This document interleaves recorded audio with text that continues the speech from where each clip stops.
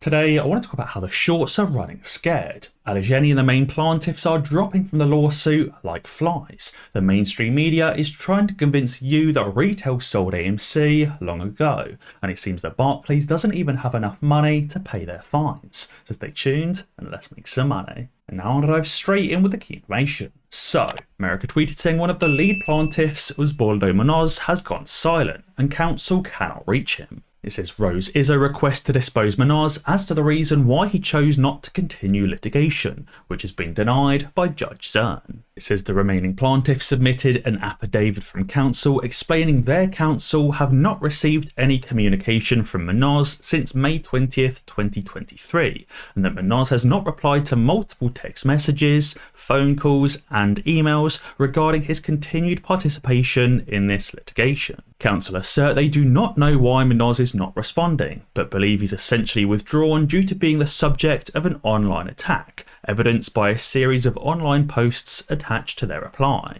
It says they represent that Munoz supported the settlement when it was agreed upon and has never expressed any opposition to it to them, and as a result Munoz is being attacked online for agreeing to this settlement. It seems the shorts are now attacking Munoz for agreeing to the settlement and not allowing the lawsuit to be drawn out any longer. Munoz has now had enough of it and he's running for the hills. Interestingly, it says that Munoz only went silent 11 days ago, but the plaintiff's counsel still wants to terminate him from the lawsuit ASAP, and has also not explained why it must terminate representation so quickly. Maybe Munoz was going to snitch on these shorts in open court, and that's why they wanted him removed so fast. Even though he only stopped replying to messages 11 days ago, they need him terminated ASAP.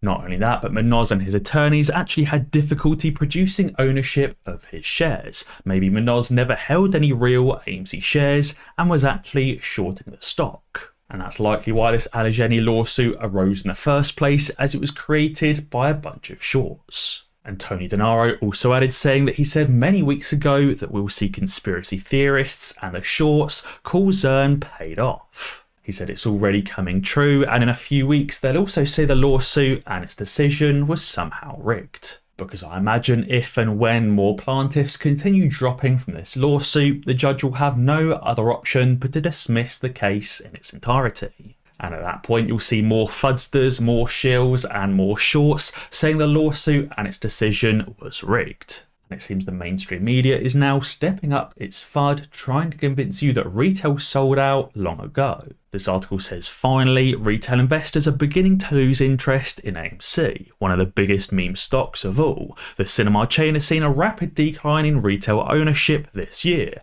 as noted by Fintel. It says estimated retail ownership has declined by about 50% since December and is 70% lower than it was the same time last year. Which obviously we know is absolute rubbish, and we know the mainstream media will outright lie to stop people from investing. The number of investors was just verified in court just a couple of months ago at 3.8 million. 4 million investors down to 3.8 million is a simple loss of retail investors of only 5%. But yet this article is trying to convince you that retail interest has dropped by between 50 and 70%. Seems the mainstream media is really trying to step up its FUD to keep a hold on AMC and to keep the price pushed down. And the reason why is because Citadel needs retail investors invested into the market to continue stealing money from. Guys, be sure to sign up to Moomoo, the sponsor of today's video, by using the link in the description below. You can currently get up to 15 free shares, which on its own is tons and tons of money. Moomoo is also very easy to use, it's very clear and concise, and it's also got entirely commission-free trading. And with Moomoo's latest promotion, you also get one free guaranteed share of Tesla or of Google, which, if you wanted to, you could sell for even more AMC shares. Citadel tweeted saying at Milken Institute's global conference, Joe McCain, head of execution services, discussed the importance of a strong retail presence in equity markets and how the SEC's proposals would make it more costly and less efficient for retail investors to access the US equity market. But as Frank tweeted, he said this statement really reads that Citadel needs household investor orders to manipulate their profits and to stay in business, since Citadel is over leveraged and they also need their stake in Robinhood to survive. Otherwise, Citadel will likely need another bailout from Sequoia Capital, just like when we ate Melvin Capital short positions and recalled the entire investment from Melvin Capital. It's likely the only reason why Citadel generated record-breaking profits last year is because of the record-breaking number of retail orders. Therefore, Citadel needs those retail orders to continue, otherwise they'll be losing tons of money and will end up being margin called on their over-leveraged positions. Or like in 2021, they'll need further bailouts, further loans, and further investments from third parties. And speaking of running out of money, Frank also tweeted saying, remember when Barclays offered and sold an unprecedented amount of shares? It says from June 2019 to March of 2022, but specifically on January 28th, 2021, Barclays sold an approximate $17.7 billion of additional securities that did not exist. As a result, the SEC ordered Barclays to pay a $200 million civil penalty. But the SEC has just requested an extension until November 30th of 2023 to submit a plan for being paid. Clearly, Barclays can't pay this $200 million all at once and needs some kind of payment plan to let them off the hook. You may remember it says here, in addition, due to its failure to establish any internal control to track the amount of securities that were offered or sold on a real-time basis, beginning on or around January 28th, 2021, BB plc, which is Barclays Bank plc, offered and sold securities in excess of what was registered on the 2019 shelf, and sold approximately $16.37 billion of securities in excess of what was registered with the Commission. Barclays did end up getting fined for that to the tune of $200 million, but it seems like they don't have enough money to pay that fine all at once. And therefore they've requested an extension to this payment plan to allow them to pay it down in chunks. And it seems like the reason why Barclays is getting prepared not to pay this money down is because of a potential organised crash event. Bartholomew tweeted saying the VIX crush is so ridiculously outsized and blatant, you have to wonder if they're front-running some sort of preordained catastrophic event into this weekend.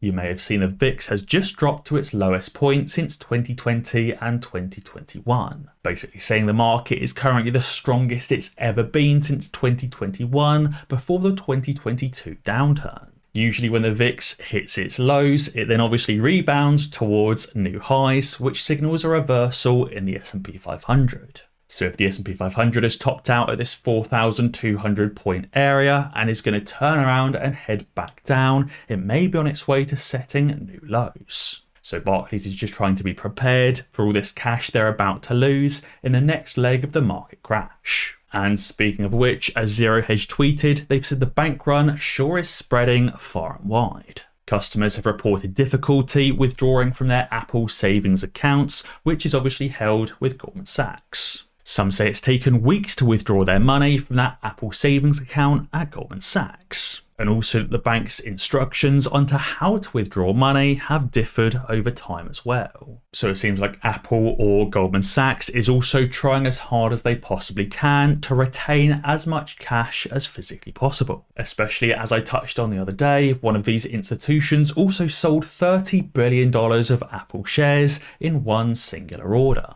Obviously, these banks are trying to get as much cash as physically possible stockpiled for some kind of event. Likely the next leg down of the market crash, and also combined with the AMC squeeze. Now, David Neo tweeted saying, never cash out all of your shares all at once. You've been warned.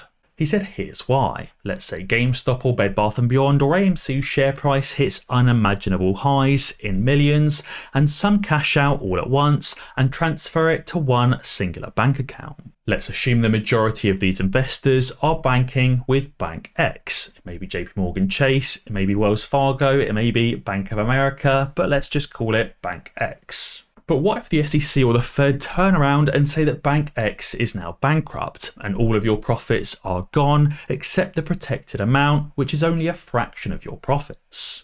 David Neo believes, in his opinion, that there is no exit strategy other than to hold your shares forever, which I don't actually agree with. I do agree it's definitely a risk that many of these banks could end up going bankrupt during the squeeze, but I don't think the best way to resolve that is to never sell, because you'll miss the squeeze. I think the best way is to diversify. If we've learned anything from the First Republic collapse and also the Signature Bank collapse and the Silicon Valley Bank collapse, it's to not have all of your money in one individual brokerage account and in one individual bank. If you haven't already, you should have multiple different bank accounts at multiple different banks. That way you can also maximize the amount of your money that is FDIC protected. That way, instead of having just $250,000 protected by the FDIC insurance in one singular bank, you could bring that amount, say $1 million or $2 million, protected between 4 to 8 different banks. But I also think it's well worth splitting your money between multiple different brokerage accounts as well. That way, if one brokerage goes down, you've still got the majority of your shares held in multiple other different brokerages.